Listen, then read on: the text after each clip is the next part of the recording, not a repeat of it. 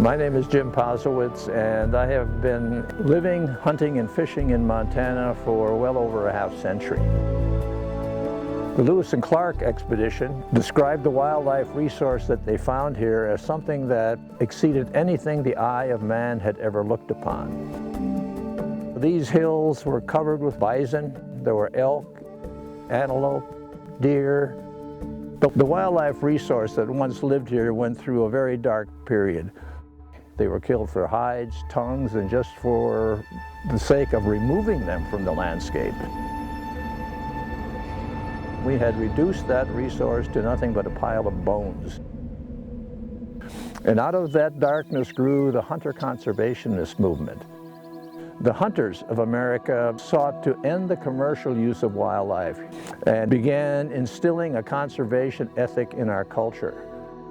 And as a result, we have elk restored through reintroductions in the 50s, bighorn sheep in the 1980s. The antelope and deer populations from the remnants have grown up to a new wonderful abundance. And when Theodore Roosevelt was in the White House, there were about 5,000 elk left in Montana. There are now 150,000 elk in the state of Montana.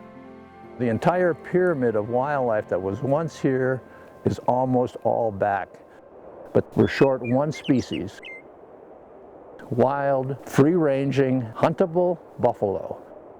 The idea of neglecting the restoration of buffalo, I think, would be inexcusable at this phase in the evolution of the hunter-conservation movement.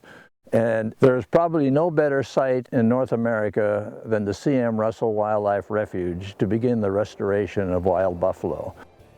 It's a vast million-acre tract of public land just simply waiting for these animals to come back. The landscape here is much the same as it was when the bison were extirpated by the commercial slaughter.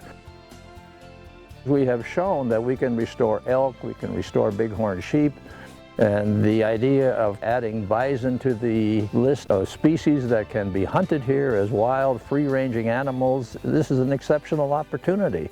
And we not only have an opportunity to expand the hunting options that we can pass to the future generations, but we also have a moral responsibility. This was the most abused animal on the continent, and we have a chance to correct that. All through American history, it's been the sportsman-hunter that has carried the conservation ethic forward and restored wildlife to an entire continent. Wildlife conservation began in America when Theodore Roosevelt set us on that course, and it's going to be up to the sportsmen to get behind it, to bring that last animal back to where it belongs on this landscape.